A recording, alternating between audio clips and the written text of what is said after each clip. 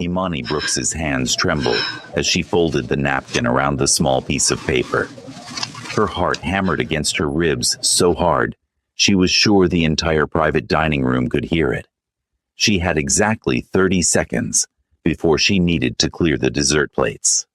30 seconds to decide if she was going to save a stranger's life or mind her own business like she'd done for the past 8 months, working at the Gilded Lotus. The man sitting at the head of the table was breathtaking in a dangerous way. Lee Jong-suk. She'd served him twice before, always quiet, always watching everything with those dark, calculating eyes. Tonight he sat beside his fiancée, Valentina Romano, a stunning woman who smiled like a knife and touched him like he was already hers. But 10 minutes ago, Imani had been refilling water glasses when she'd overheard Valentina's hushed phone conversation in the hallway. The words had frozen her blood. Tomorrow night, the warehouse meeting. Make sure there's nothing left to identify. My brother wants it clean. Imani wasn't stupid. She'd grown up in Chicago, knew enough to recognize when someone was planning murder. And now she had a choice. Walk away and let this beautiful, terrifying man die, or risk everything. She thought of her father in that hospital bed, hooked up to dialysis machines they could barely afford. She thought of how she'd feel if she did nothing and read about Lee Jong-suk's body being found in some warehouse. Her decision crystallized in an instant. Imani approached the table with practiced grace, beginning to clear plates. When she reached Jong-suk, she placed the folded napkin directly under his dessert plate, her fingers steady, despite her racing pulse. "Can I get you anything else, sir?" Jong-suk's eyes lifted to hers, and for a moment, the world narrowed to just the two of them. Dark, intense, searching. He picked up his napkin, unfolded it casually, and read the note she'd scribbled in her rushed handwriting. "She's planning to kill you. The warehouse is a trap. Tomorrow night. Someone who gives a damn." Before we start, have you ever made a split-second decision that changed your entire life? Drop a comment below, and don't forget to hit that subscribe button, because this story is about to get wild. His expression didn't change, not even a flicker, but his jaw tightened almost imperceptibly. And when he looked at her again, something shifted in those eyes. Recognition, calculation, and something that made heat pool in her stomach despite the terror. Actually, his voice was smooth, accented, lethal. "I'd like to speak with the manager. There's been a slight issue with the service." Imani's stomach dropped. Oh God, had she misread everything? But then he said, voice dropping lower, "Wait for me after your shift. Don't leave this building without me." It wasn't a request. It was a command that sent shivers down her spine. Before she could respond, Valentina leaned forward, her red lips curved in a smile that didn't reach her eyes. "Darling, what's wrong?" Jong-suk folded the napkin carefully and placed it in his pocket. Then he stood, his movements fluid and controlled. "Valentina, my love, I have a question for you." The entire table went silent. "This note says you're planning to kill me tomorrow night, at a warehouse meeting." His voice was conversational, almost pleasant. "Care to explain?" The temperature in the room plummeted. Valentina's face drained of color, then flushed red. "What? That's insane. Who gave you that?" Her eyes snapped to Imani, with such venom that Imani actually took a step back. "Does it matter?" Jong-suk's hand moved to his jacket, and Imani saw the subtle shift of every man in the room, reaching for weapons. "Is it true?" "Of course not." Valentina's voice pitched higher. "This is ridiculous. Some waitress probably wants attention or... So you're not planning to have me killed?" Jong-suk interrupted. "You're not working with my brother Taemin to stage a coup?" You're not carrying his child instead of mine?" The silence that followed was deafening. Valentina's face went from red to white in seconds. "How did you—" That was all the confirmation he needed. Everything happened at once. Valentina's guards reached for their weapons. Young-suk moved with brutal efficiency, his own gun appearing in his hand like magic. The sound of the first gunshot made Imani scream and duck behind the serving cart.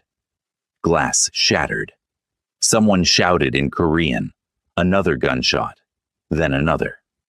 Imani's ears rang as she pressed herself against the wall, trying to make herself invisible.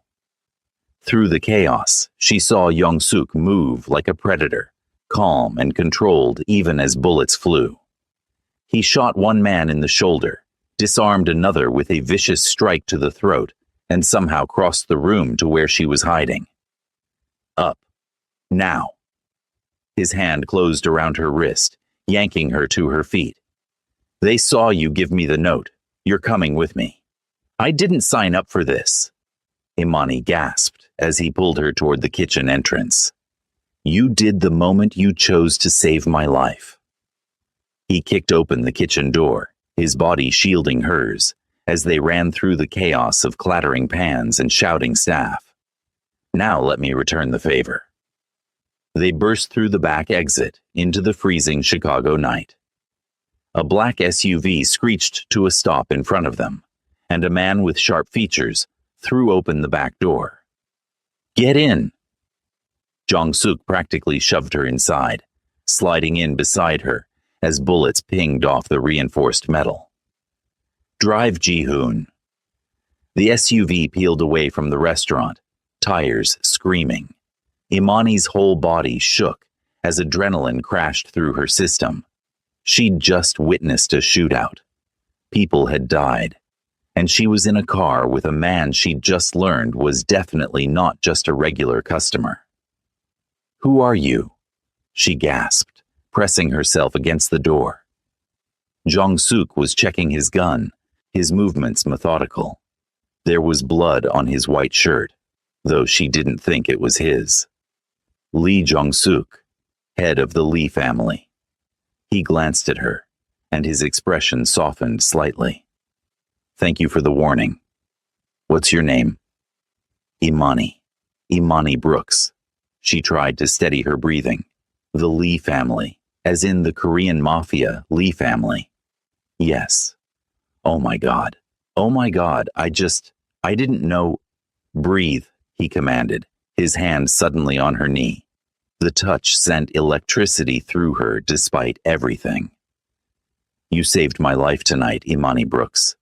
But now Valentina's people saw you. They'll assume you're working with me." "I'm not." "Doesn't matter what's true. Matters what they believe."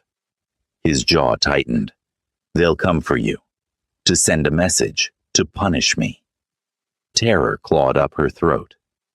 "So what? You're just going to dump me somewhere and let them kill me?" His eyes locked onto hers, dark and intense and absolutely unyielding. "No, I protect what's mine. As of tonight, Imani, you're mine. Do you understand?" Her breath caught. There was possession in his voice, in his gaze, in the way his hand tightened on her knee. She should be terrified. She should demand he let her out right now. But something hot and dangerous unfurled in her chest. Something that whispered this man would burn the world down to keep her safe. "I'm not yours," she said. But her voice came out breathy, unconvincing. His lips curved into something that wasn't quite a smile. "We'll see about that. If you're hooked already, smash that like button and let me know in the comments. Would you have given him that note? Now let's see what happens next." The mansion Jong-suk brought her to wasn't a home. It was a fortress. High walls, security cameras everywhere, men with guns stationed at every entrance. Imani's stomach churned as the SUV pulled into an underground garage that looked like it could withstand a nuclear blast. "This way." Jong-suk's hand, settled on the small of her back, guiding her toward an elevator. The touch was proprietary, possessive, and it made her skin burn. "I need to call my father," Imani said, as the elevator doors closed, trapping them in the small space. "He'll worry." "Already handled. Ji-hoon contacted the hospital. Your father knows you're safe." She whirled on him. "You had no right. I had every right." He stepped closer, crowding her against the elevator wall. He smelled like gunpowder and expensive cologne. "The moment you saved my life, you became my responsibility. Your father, your safety, everything. Mine to protect." "Stop saying that." "Why? Because it scares you?" His hand came up to cup her jaw, thumb brushing her lower lip. "Or because you like it?" Her breath hitched. Damn him for being right. Damn her for the way heat pooled low in her belly at his touch, at the dark promise in his eyes. The elevator doors opened, saving her from having to answer. He led her through a sprawling penthouse. That was all clean lines and masculine luxury. Floor-to-ceiling windows overlooked the Chicago skyline, glittering with lights. It was beautiful and cold, and completely intimidating. "Your room." He opened a door to reveal a bedroom that was bigger than her entire apartment. King-sized bed, attached bathroom, a closet that probably cost more than her car. "Everything you need is here. Clothes in your size will be delivered tomorrow." "How do you know my size?" His smile was predatory. "I pay attention." The way his eyes dragged over her body made her shiver. He'd been watching her. Even before tonight, he'd noticed her. "You'll stay here until I neutralize the threat," he continued. "Don't try to leave. My men have orders to keep you safe." "You mean keep me prisoner?" "Same thing right now."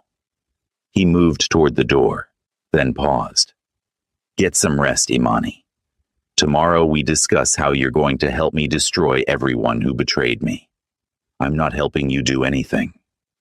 He looked back at her, and the intensity in his gaze stole her breath. "Yes, you are. Because if you don't, Valentina wins, Tae-min wins, and they'll kill your father just to hurt me through you." The casual cruelty of those words, the absolute truth in them, made her blood run cold. "Sleep well," he said softly, and left, the door clicking shut behind him. Imani stood frozen for a long moment, then heard the unmistakable sound of a lock engaging. She was a prisoner, a bird in a gilded cage, and the worst part, some dark, twisted part of her didn't entirely hate it. Imani didn't sleep. How could she when her entire life had imploded in the span of 2 hours? She paced the massive bedroom, tried the door repeatedly, even though she knew it was locked, and finally collapsed on the bed as dawn light crept through the windows. Her father. God, her father must be terrified, and his dialysis. A soft knock interrupted her spiraling thoughts.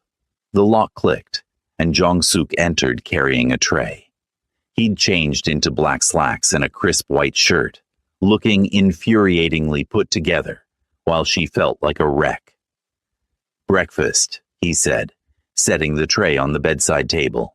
"Scrambled eggs, toast, fresh fruit, coffee." The domestic gesture was so at odds with the man who'd killed people last night that it made her head spin. "I'm not hungry." "Eat anyway. You'll need your strength." "For what? Sitting in this prison?" "For surviving what comes next." He sat on the edge of the bed, too close. "Valentina put a bounty on your head last night. $2 million. The room tilted. "What?" "Every mercenary and desperate criminal in Chicago now wants you dead." His voice was matter-of-fact, but his eyes were burning. "You're worth more dead than most people make in a lifetime." "Oh my God." Nausea clawed up her throat. "This is insane. I just gave you a note. I was trying to do the right thing. And now you're paying for it. He reached out, tucking a strand of her hair behind her ear with surprising gentleness. But I meant what I said. I protect what's mine. Stop calling me that. Why? His hand slid to the back of her neck, grip firm. It's the truth. The moment you warned me, you chose a side, my side, and I don't abandon my people.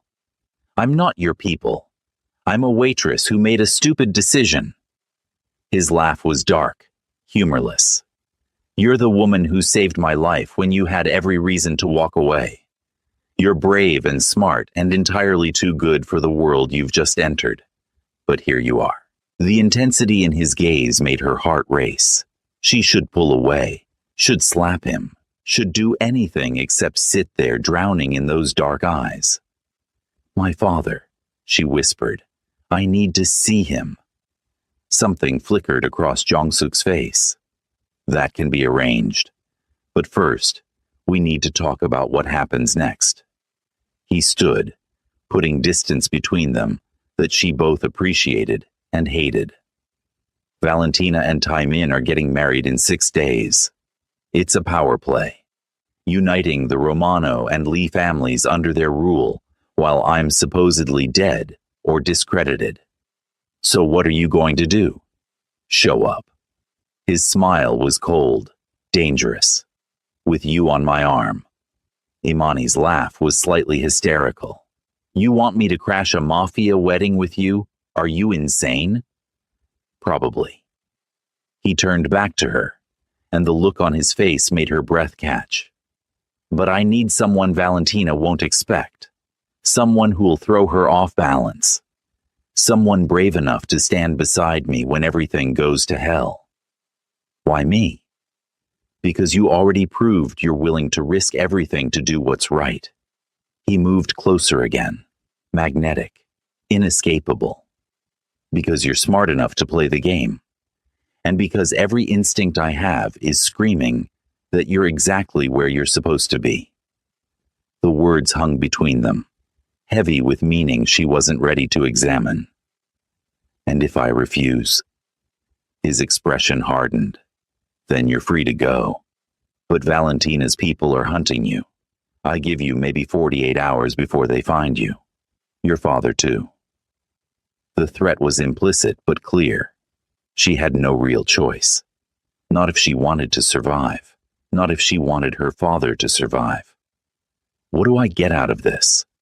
She lifted her chin, refusing to be cowed. Besides staying alive? Approval gleamed in his eyes. Smart girl. Your father gets the kidney transplant he needs. Top of the donor list. Best surgeons in the country. And when this is over, $500,000 for your future. The amount staggered her. That kind of money could change everything. Could give her father years he wouldn't have otherwise. In writing, she demanded. Legal contract. His smile was genuine this time, transforming his face into something devastating. I'll have my lawyer draw it up today. He extended his hand. Do we have a deal?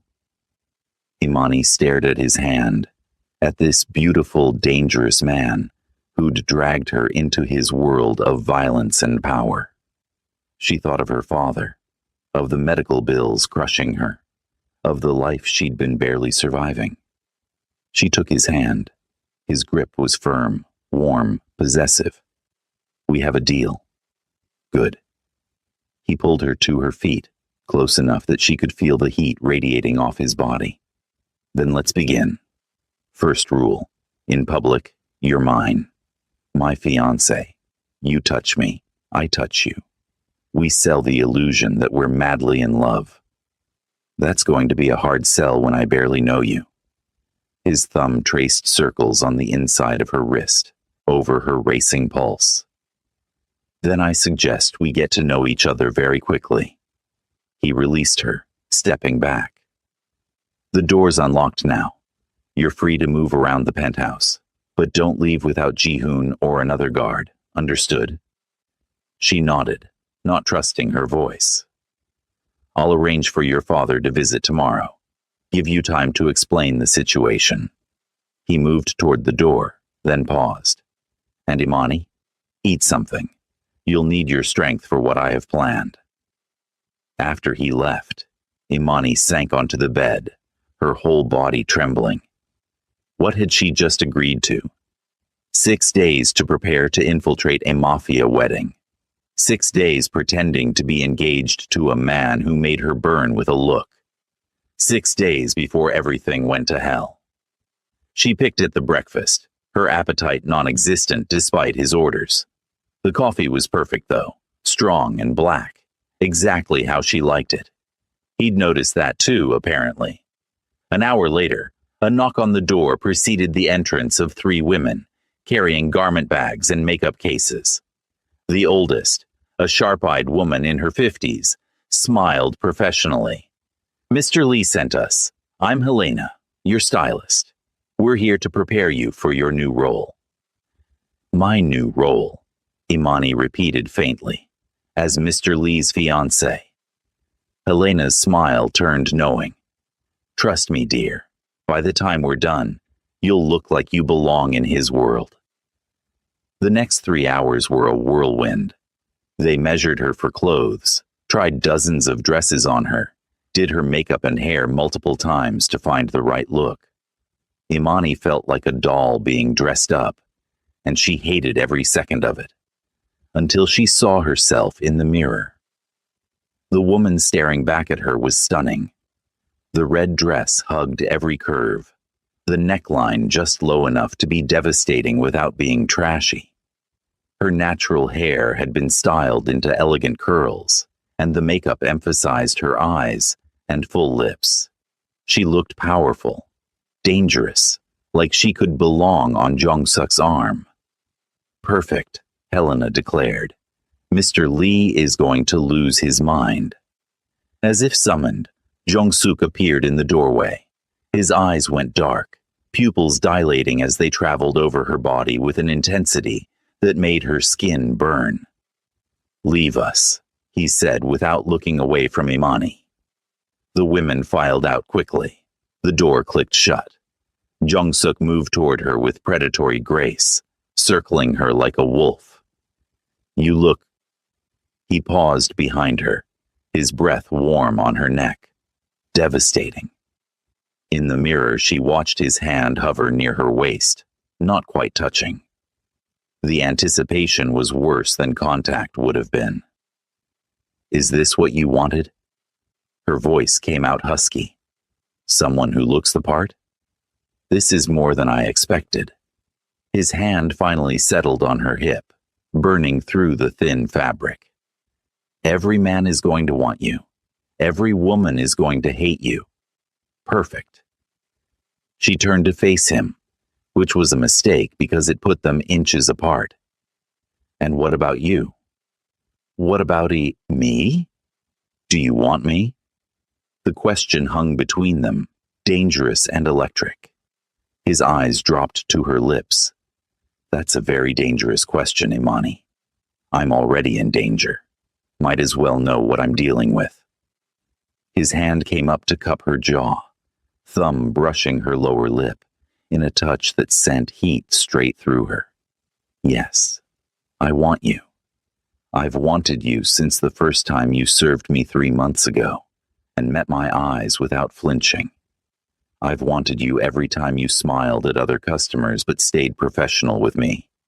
And I definitely want you now, standing in my home, wearing a dress I bought you, looking like every fantasy I've ever had. Her breath caught. The raw honesty in his voice, the heat in his gaze, the way his body was practically vibrating with restraint.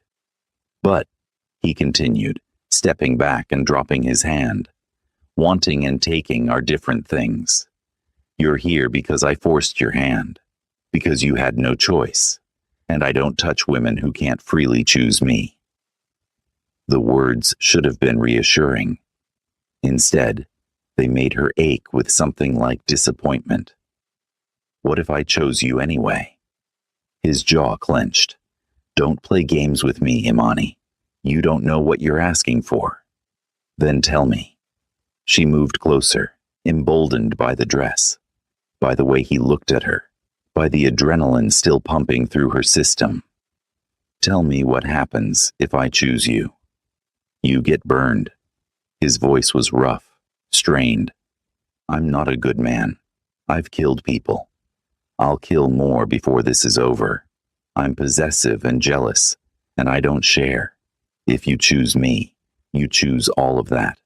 The violence, the danger, the darkness. And what do I get in return? He stared at her for a long moment. Everything. My protection, my resources, my complete and utter devotion. I would burn this city to the ground before I let anyone hurt you. I would start a war for you. I would kill for you. He paused. I already have. The confession sent shivers down her spine. The men at the restaurant. 3 of them. For touching what's mine. I wasn't yours then. His smile was dark, predatory. Yes, you were. You just didn't know it yet. The possessiveness should have terrified her. Instead, it made heat pool low in her belly. What was wrong with her? Why did his darkness call to something inside her? I need to think, she whispered. Then think. He moved toward the door. But do it quickly, because in 6 days, you're walking into hell beside me, and I need to know if you're going to run or stand and fight. After he left, Imani collapsed on the bed, her heart racing. Everything about this was insane. Everything about him was dangerous. So why did she want to choose him anyway? The next morning, Jong-suk kept his promise. Imani's father arrived in a wheelchair, accompanied by 2 nurses and Ji-hoon. The moment she saw him, tears flooded her eyes. Dad! She ran to him, dropping to her knees and wrapping her arms around him carefully. He looked better than he had in months. His color was good, his eyes clear. Baby girl, Marcus Brooks said, his voice stronger than she'd heard in years. What kind of trouble did you get yourself into? Imani laughed through her tears. The life-saving kind, apparently. Jong-suk gave them privacy, retreating to his office while Imani caught her father up on everything. Well, almost everything. She left out the part about Jong-suk's effect on her, the way he made her feel things she had no business feeling. This man, her father said carefully, he's treating you right. He's keeping me alive, keeping you alive. That's not what I asked. Imani met her father's knowing eyes. He'd always been able to read her too well. He's complicated, dangerous, but he's keeping his word. You're getting the transplant, Dad. Top of the list. Best doctors. At what cost to you? I play a role for a week, pretend to be his fiancée at a wedding. Then I walk away with enough money to take care of both of us for years. Her father's expression turned serious. And if you don't want to walk away? The question hit too close to home. Dad, I see how you talk about him. I saw how he looked at you when we arrived, before he gave us space. Marcus took her hand. I'm not saying fall for a gangster, but I am saying life's too short to deny yourself happiness, because it comes in an unexpected package. He kills people. And he saved us. Both of us. Her father squeezed her hand. I'm not telling you what to do. Just don't close your heart off because you think you should. Sometimes the right person comes in the wrong wrapping. After her father left, promising to call her daily, Imani found Jong-suk in a massive home gym. He was shirtless, destroying a punching bag with brutal efficiency. Sweat gleamed on his skin, highlighting every muscle, every scar. He was beautiful and terrifying in equal measure. He noticed her, stopped mid-punch. How's your father? Good, really good actually, thank you. He grabbed a towel, wiping his face. I told you I keep my promises. You did. She moved closer, drawn like a moth to flame. Teach me. Teach you what? To fight, to protect myself. She lifted her chin. If I'm walking into danger, I want to be able to defend myself, not just rely on you. Something like respect flashed in his eyes. You sure? It won't be easy. I'm tougher than I look. His smile was slow, dangerous. I know. That's what I like about you. For the next hour, he taught her basic self-defense. How to break a hold, where to strike for maximum damage, how to use an attacker's weight against them. He was patient, but demanding, correcting her form, making her repeat moves until they were muscle memory. And the whole time, his hands on her body were torture, professional instructional touches that somehow felt more intimate than anything she'd experienced. Again, he commanded after she failed to break his hold for the third time. You're thinking too much. Stop thinking. Just react. He grabbed her from behind, arm around her waist. She could feel every inch of his body against hers, hard muscle and heat. Her brain short-circuited. Imani, focus. She tried the move again, this time managing to stomp on his instep and elbow him in the ribs hard enough to make him grunt. Better. He released her, and she spun to face him. They were both breathing hard, sweat-slicked and close. You're a quick learner. Good teacher. The air between them crackled with tension. His eyes dropped to her lips, darkened with want. She swayed toward him without meaning to. We should stop, he said roughly. Before I do something we'll both regret. What if I wouldn't regret it? Imani, I'm tired of pretending I don't feel this. She placed her hand on his chest, felt his heart racing as fast as hers. I'm tired of you being noble when all I want is for you to lose control. His hand covered hers, pressing it harder against his chest. You don't know what you're asking for. Then show me. Something in him snapped. He hauled her against him, one hand fisting in her hair, the other gripping her hip hard enough to bruise. Last chance to run. I'm not running. He kissed her like he was drowning and she was air, bruising, demanding, consuming. His tongue invaded her mouth, claiming every inch, and she met him with equal desperation. Her hands clawed at his shoulders, his back, trying to get closer even though they were already pressed together. He walked her backward until her back hit the mirrored wall. The cool glass contrasted sharply with the heat of his body pinning her there. His mouth left hers to trail fire down her neck, teeth scraping sensitive skin. Say you want this, he demanded against her throat. Say you choose this. I want this, she gasped as his hand slid under her tank top, burning against her ribs. I choose this. I choose you. He groaned, the sound purely male and desperate. His hand moved higher, and she arched into his touch, needing more, needing everything. Then his phone rang. Jong-suk cursed in Korean, vicious and frustrated. He didn't move away immediately, pressing his forehead against hers, while they both struggled to breathe. I have to take this, he said finally. It's Ji-hoon. He wouldn't call unless it was important. Imani nodded, not trusting her voice. He stepped back, putting physical distance between them that felt like miles. He grabbed his phone, answered in rapid Korean. Whatever Ji-hoon said made Jong-suk's expression turn deadly. When? A pause. How many? Another pause. Then, I'm on my way. He hung up, and when he looked at her, his eyes were cold, calculating. The passionate man from moments ago had vanished, replaced by the mafia boss.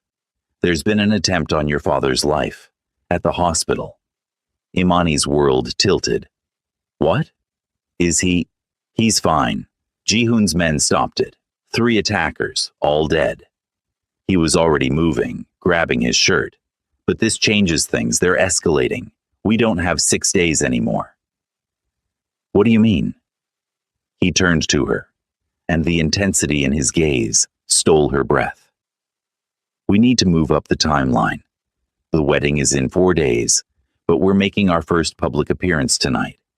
I'm announcing our engagement. Tonight? But I'm not ready. You don't have a choice. Neither of us do. He cupped her face, thumb brushing her cheek with unexpected tenderness. They came after your father to hurt me through you, to prove you're a weakness. We need to show them you're not a weakness. You're my strength. How do we do that? His smile was dangerous, possessive. By making every person in Chicago believe you're mine, that I would burn their world down for you, that touching you means death. And how do we make them believe that? By making it true. He leaned in, kissed her hard and fast. Get ready. Wear the black dress.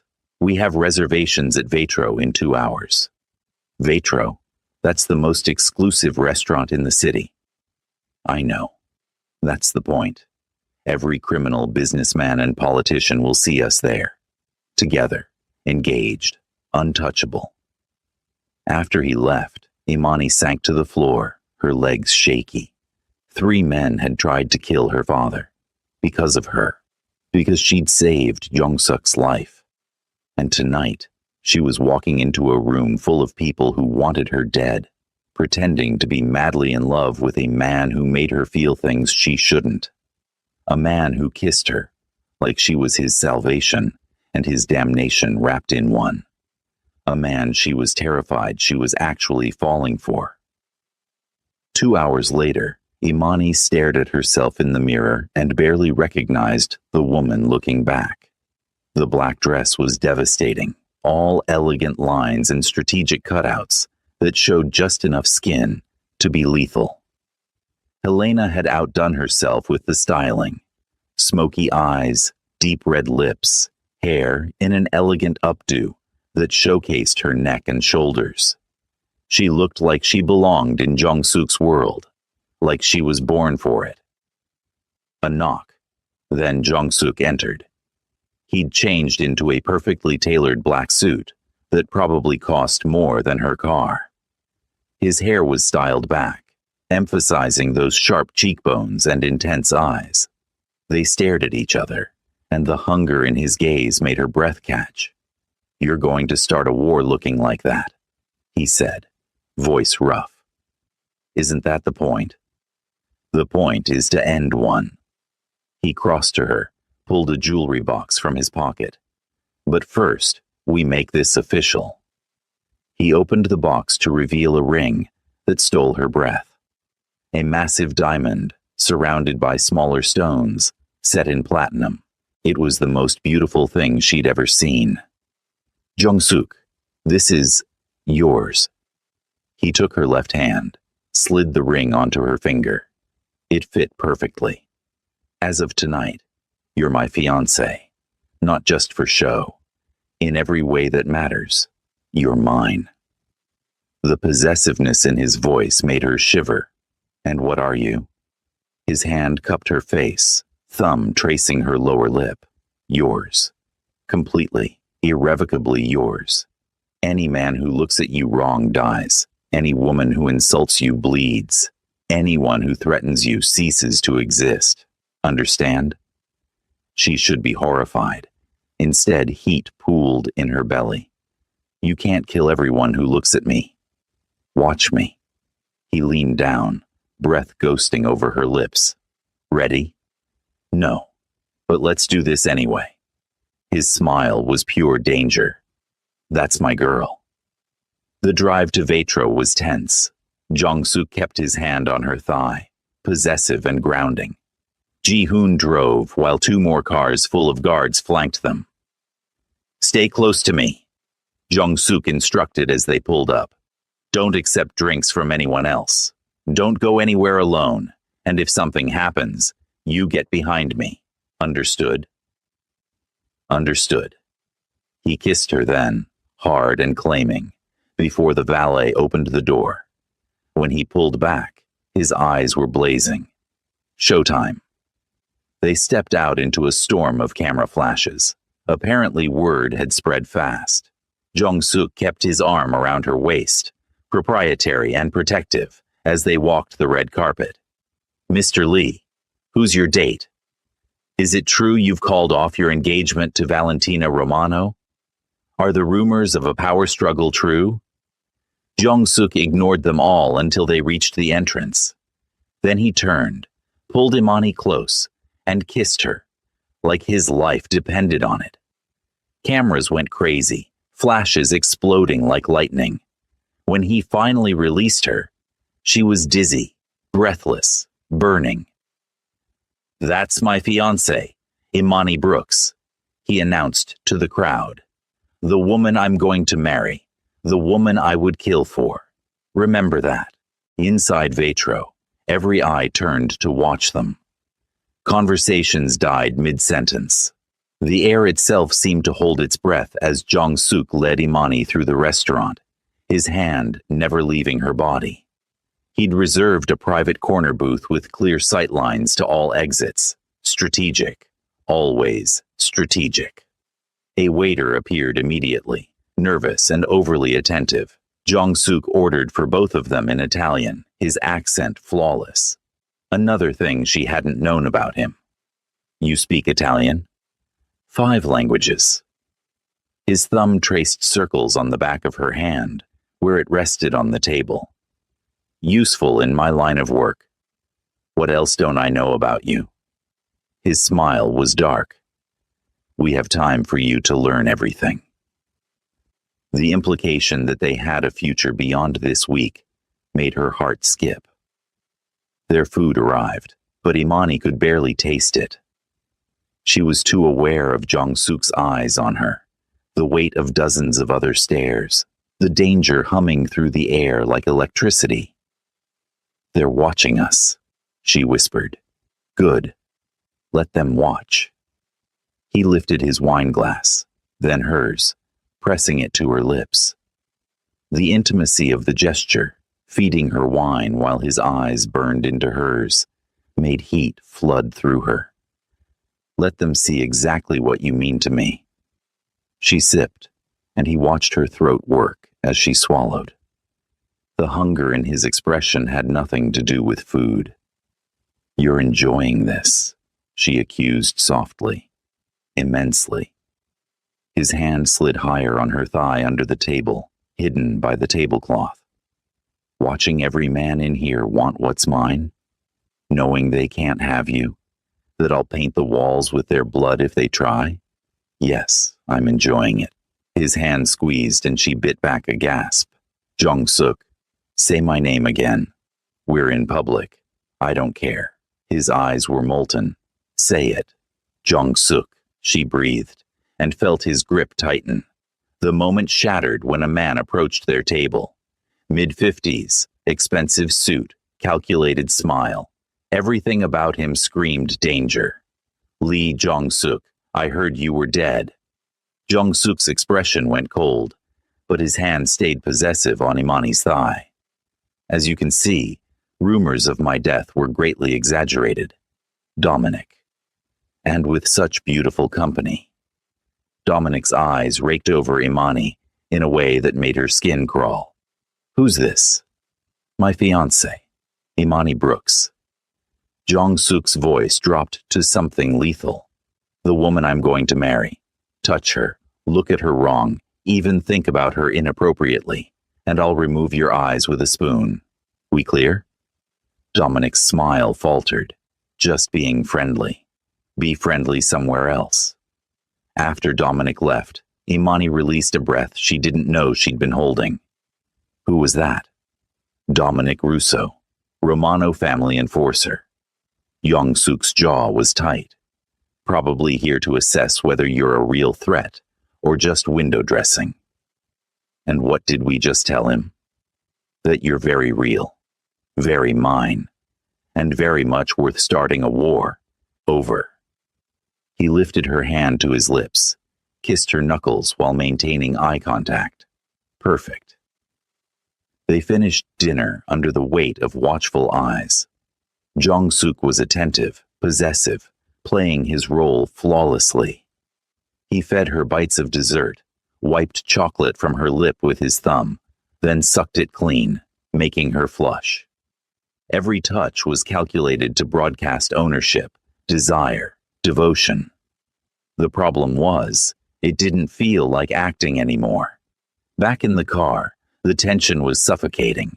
Jong-suk pulled her against his side, his arm around her shoulders, fingers playing with her hair. "You did well tonight," he murmured against her temple. "Better than well. You were perfect. I barely did anything. You stood beside me without flinching. You let me touch you, claim you, mark you as mine in front of everyone. You showed strength." His hand tightened in her hair. "Do you know how rare that is? How intoxicating?" She turned to look at him, and the raw need in his face stole her breath. "Jong-suk." He kissed her. Not the performative kisses from the restaurant, but something desperate and claiming. His tongue invaded her mouth, his hand fisting in her hair to angle her head exactly how he wanted. She kissed him back, just as fiercely, nails digging into his shoulders. When they pulled apart, both breathing hard, his eyes were nearly black with desire. "When we get home," he said, voice rough, "I'm going to take you apart, piece by piece, until you're screaming my name, until you forget every other man who ever looked at you, until the only thing you know is that you're mine." Heat flooded through her, pooling between her thighs. Promises, promises. His laugh was dark. "Oh, sweetheart, that's not a promise. That's a guarantee." The drive home felt eternal. Jong-suk kept touching her, proprietary hands on her thigh, her neck, playing with her fingers, building anticipation until she was ready to combust. They barely made it through the penthouse door before he had her against the wall. His mouth found hers, hungry and demanding, while his hands roamed her body like he was trying to memorize every curve. "Say you want this," he demanded against her lips. "Say you want me. I want this. I want you." She tugged at his jacket, desperate to feel his skin. "Please." He lifted her, and she wrapped her legs around his waist as he carried her toward the bedroom. They left a trail of discarded clothing, his jacket, her shoes, his tie. By the time they reached the bed, she was down to her dress, and he was shirtless. He laid her down with surprising gentleness, then stood back to look at her.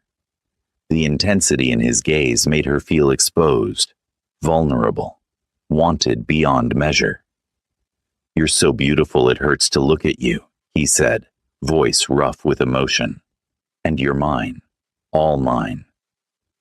"Prove it." He smiled, dangerous and dark. What followed was incendiary. He worshipped her body with hands and mouth and teeth, learning every sound she made, every place that made her gasp. He was demanding and possessive, making her say his name, making her admit she was his, pushing her to the edge again and again. When he finally claimed her completely, it was with a tenderness that contrasted sharply with his earlier intensity. He moved slowly at first, watching her face, murmuring in Korean words she didn't understand, but felt in her soul. "Mine. Say it. Say you're mine." "Yours," she gasped, nails raking down his back. "I'm yours."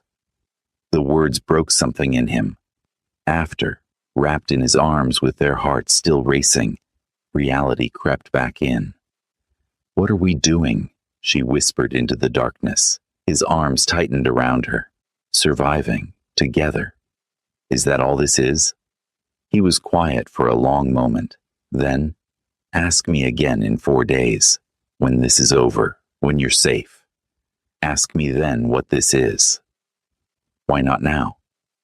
Because right now, I can't promise you anything except violence and danger and war, and you deserve better than that. She turned in his arms to face him. In the moonlight streaming through the windows, he looked younger, more vulnerable. What if I don't want better? What if I just want you? He kissed her forehead, her cheeks, finally her lips. Soft, sweet, full of promises neither of them could quite voice. Sleep. Tomorrow we prepare for war. But Imani couldn't sleep. She lay awake in his arms, listening to his breathing even out, feeling the steady beat of his heart against her back. She'd crossed a line tonight. Not just physically, but emotionally. She was falling for Lee Jong-suk, the mafia boss, the killer, the man who'd kidnapped her and blackmailed her and sworn to burn the world down for her. And God help her, she didn't want to stop falling. The next 2 days were a blur of preparation. Jong-suk trained her harder, teaching her to shoot, to fight, to survive. At night, they fell into each other with desperate intensity, both knowing their time was running out. He took her shopping, insisted on buying her everything she even glanced at. Clothes, jewelry, books. He was trying to give her the world, and she was falling deeper with every gesture. They had dinner with his closest advisors, and she saw a different side of him. The leader, commanding respect without demanding it. The strategist, thinking 10 steps ahead. The man people would die for. They love you, she said that night, curled against his side in bed. They're loyal. It's different. Is it? He looked down at her, something unreadable in his eyes. You make me want things I have no right to want. Like what? A future. A life beyond survival. You. His hand traced her spine. I've never wanted to keep someone before. Never wanted to build something that lasts. You make me want all of it. Her heart clenched. Jong-suk. Don't say anything yet. He kissed her deep and slow. Let me have these few days of pretending I deserve you. You're an idiot if you think you don't. His laugh was pained. I've killed people, Imani. Some deserved it. Some were just in my way. I've done things that would horrify you. I'm not a good man. She straddled him, forced him to look at her. Bad men don't save strangers. Bad men don't keep their promises. Bad men don't protect what they love with everything they have. She cupped his face. You're a good man doing bad things in a bad world. That's not the same as being a bad man. He stared at her like she'd given him something precious. Then he kissed her with bruising intensity and made love to her until they were both wrecked and breathless. The morning of the wedding arrived too fast. Imani woke wrapped in Jong-suk's arms, his face peaceful in sleep. She memorized this moment, knowing everything was about to change. His eyes opened, immediately alert. Ready? No, but let's do this anyway. He smiled, then sobered. Whatever happens today, you stay close to me. You do exactly what I say. And if I tell you to run, you run. Don't look back. Don't hesitate. Ji-hoon will get you out. Understood? I'm not leaving you. Imani. No. We walk out together or not at all. She met his gaze steadily. I didn't fall for you just to abandon you when things get hard. His breath caught. You fell for me? The vulnerability in his voice made her heart ache. Like a stone off a cliff, fast and irreversible. He kissed her with desperate tenderness. Then let me get us both out alive, so I can spend the rest of my life proving I'm worth that fall, The Romano estate was a fortress masquerading as a palace. High walls, armed guards every 20 feet, cameras covering every angle. Jong-suk pulled up in a sleek black car, just the two of them. No guards, no backup visible. It looked like suicide. "They're here," Imani said quietly, watching shadows move in the trees. "Your men. 40 of them, strategically placed." His hand found hers, squeezed. "But we walk in alone. Show no fear." She wore red, his idea, a gorgeous red dress that drove Jong-suk crazy. Her hair was down, wild and beautiful, and the diamond on her finger caught the light like a weapon. Jong-suk wore all black, severe and beautiful, and deadly. They looked like war, dressed up as romance. The doors opened, and they stepped into chaos barely contained, as order.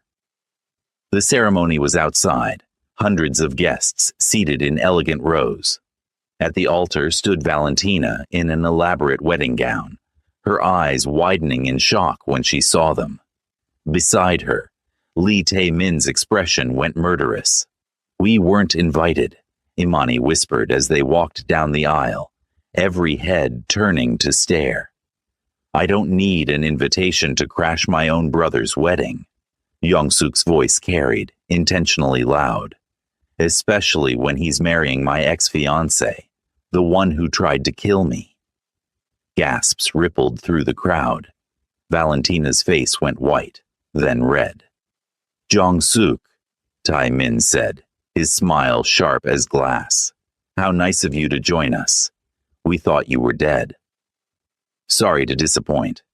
They reached the front, and Jong-suk pulled Imani close, possessive. "But I had to come congratulate you, both of you, on the engagement, the affair, the baby that's not mine, all of it." The crowd erupted in whispers. Valentina's father, the Romano family head, stood up, his face thunderous. "You have proof of these accusations?" "I have recordings, documents, medical records." Jong-suk's smile was cold. "Should I play them now, or would you prefer to handle this privately?" "You're lying," Valentina shrieked. "He's lying. He's just bitter because I chose Tae-min over him." "Did you choose him?" Jong-suk pulled out his phone, pressed play. Valentina's voice filled the air, crystal clear from that night at the restaurant. "Tomorrow night, the warehouse meeting. Make sure there's nothing left to identify." Then another recording. Valentina and Tae-min in bed, planning the coup, laughing about how stupid Jong-suk was. How easy it would be to unite the families under their rule once he was dead. The silence that followed was deafening. "You recorded us?" Valentina's voice was shrill, with panic. "I record everything." Jong-suk's expression was ice. "Did you really think I'd walk into an engagement without insurance?" Tae-min moved then, faster than Imani expected. He pulled a gun, aimed it directly at Jong-suk's head. "Enough. You should have died in that warehouse. You should have—" Imani moved on pure instinct. The training, the hours in the gym, the muscle memory took over.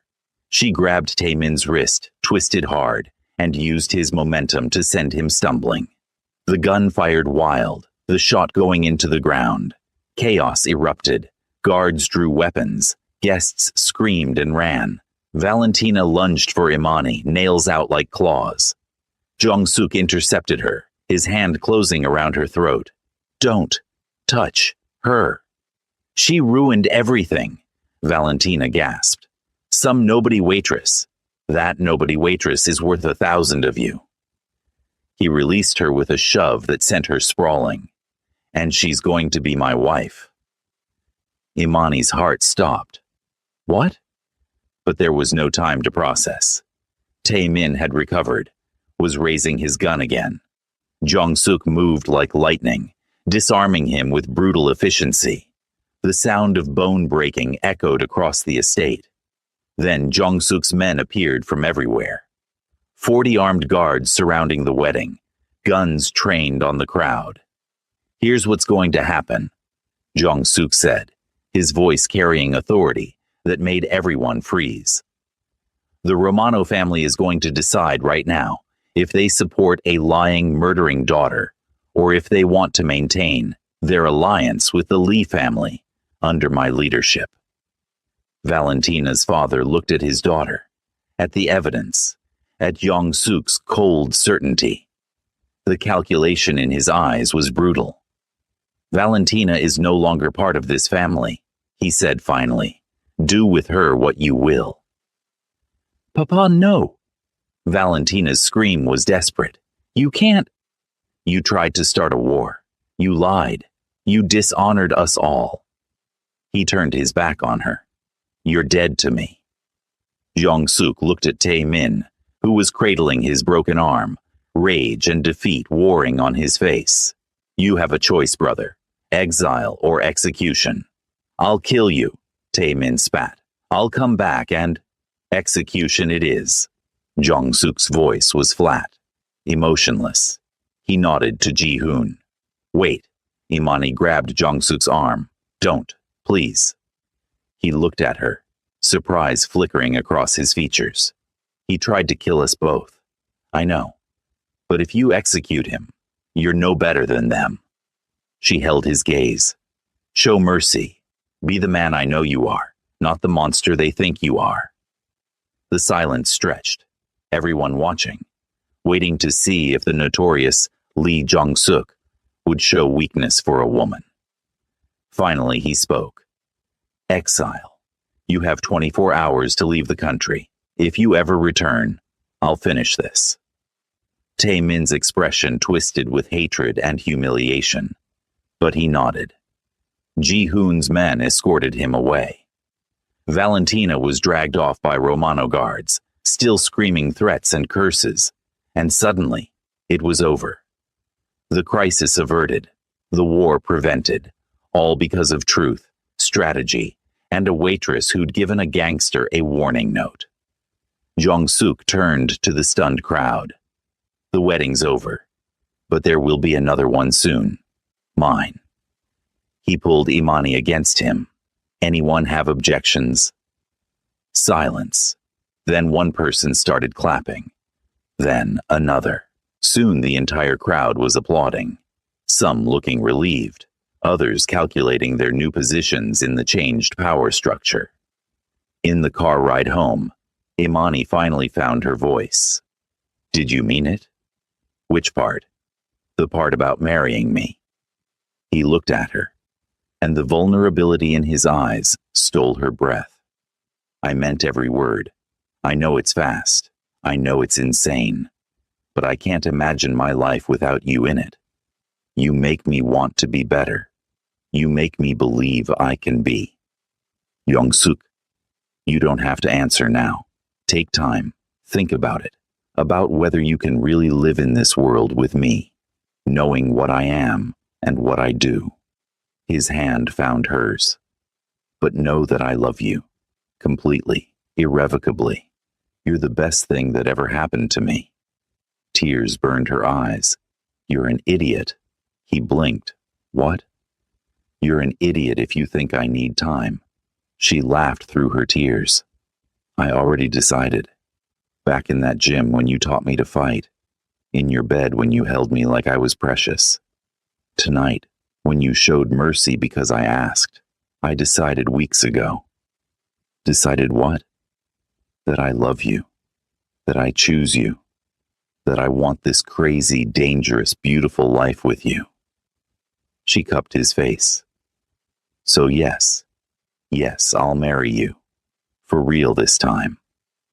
His kiss was desperate and tender and full of promises. When they finally pulled apart, both breathless, he pressed his forehead to hers. "I don't deserve you." "Probably not. But you're stuck with me anyway." His laugh was pure joy, transforming his face into something beautiful and young and free. "Best mistake I ever made was sitting in your section that night. Best decision I ever made was giving you that note." They drove home together, hands entwined, hearts full. Behind them, the Romano estate burned with the remains of the wedding that never was. Ahead of them, uncertain but bright, lay a future they'd build together. 6 months later, Imani stood in front of a mirror in a wedding dress that made her breath catch. Simple, elegant, perfect. Her father stood beside her in his tuxedo, healthy and strong after his successful transplant. "You sure about this, baby girl?" She looked at her reflection, at the woman she'd become. Stronger, fiercer, but still herself. Still the girl who'd risk everything to save a stranger. "I've never been more sure of anything." The ceremony was small, intimate, just close family and the people who mattered. No politics, no power plays, just two people who'd found each other in the chaos and decided to build something beautiful from the wreckage. Jong-suk waited at the altar, and when he saw her, his expression cracked open with emotion. Love, devotion, wonder that she'd chosen him. She walked down the aisle on her father's arm, but her eyes never left Jong-suk's. When she reached him, her father placed her hand in his. "Take care of my daughter." "With my life," Jong-suk promised. "Every day for the rest of our lives." The vows they exchanged were simple but devastating. Promises of love and loyalty, of standing together against whatever came. When he slid the ring on her finger, his hands trembled. "I love you," he whispered. "My salvation, my queen, my everything." "I love you," she whispered back. "My monster, my protector, my home." The kiss that sealed their marriage was tender and deep and full of forever. At the reception, as they danced their first dance as husband and wife, Jong-suk pulled her close. "Any regrets?"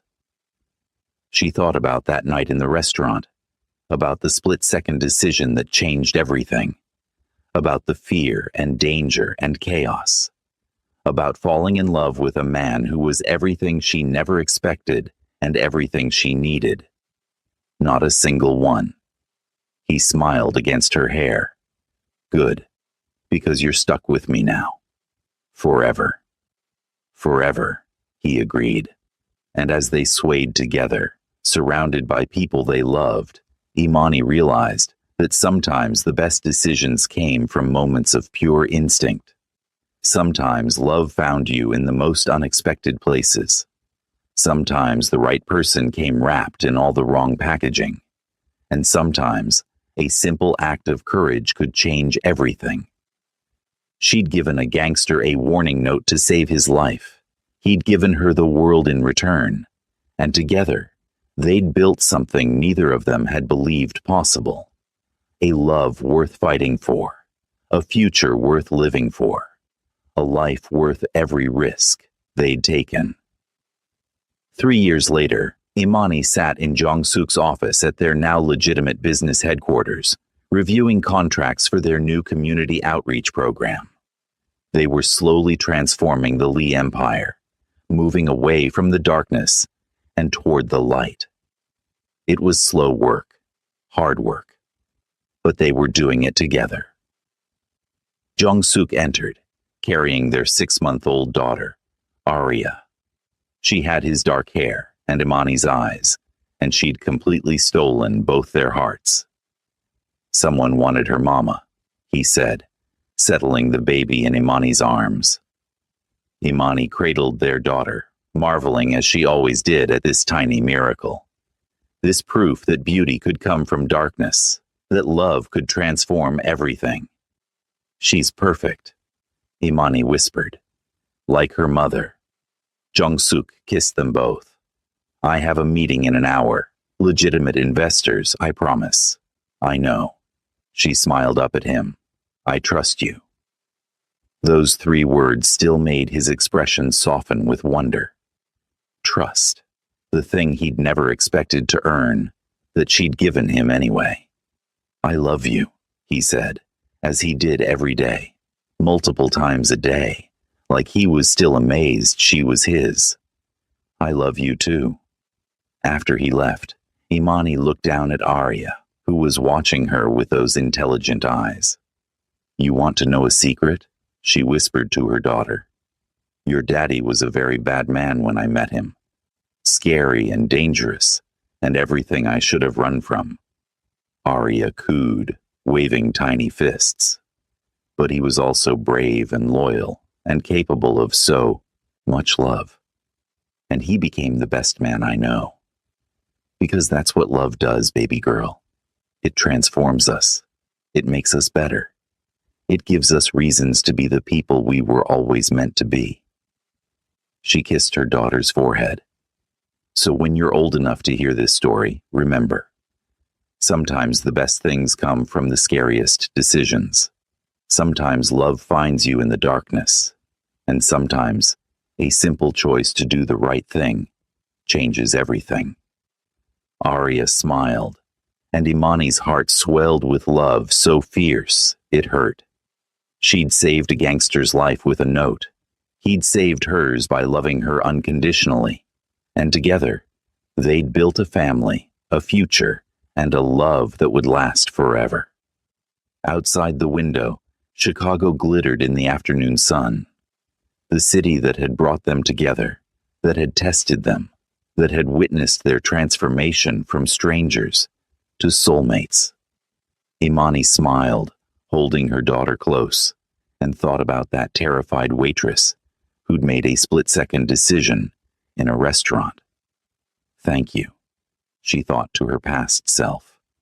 "Thank you for being brave. Thank you for taking the risk, because sometimes one moment of courage could lead to a lifetime of love, and that was a story worth living." Oh my God, what a journey. Did you love Imani and Jong-suk's story as much as I did? This is what happens when you take a chance on love, even when it's dangerous and crazy and completely unexpected. If you enjoyed this story, please hit that subscribe button, smash that like, and drop a comment telling me, what was your favorite moment? Was it the first kiss? The wedding showdown? The beautiful ending? I want to hear all your thoughts, and share this with someone who loves a good dark romance. Trust me, they'll thank you later. Until next time, remember, sometimes the scariest decisions lead to the most beautiful destinations. Love you all.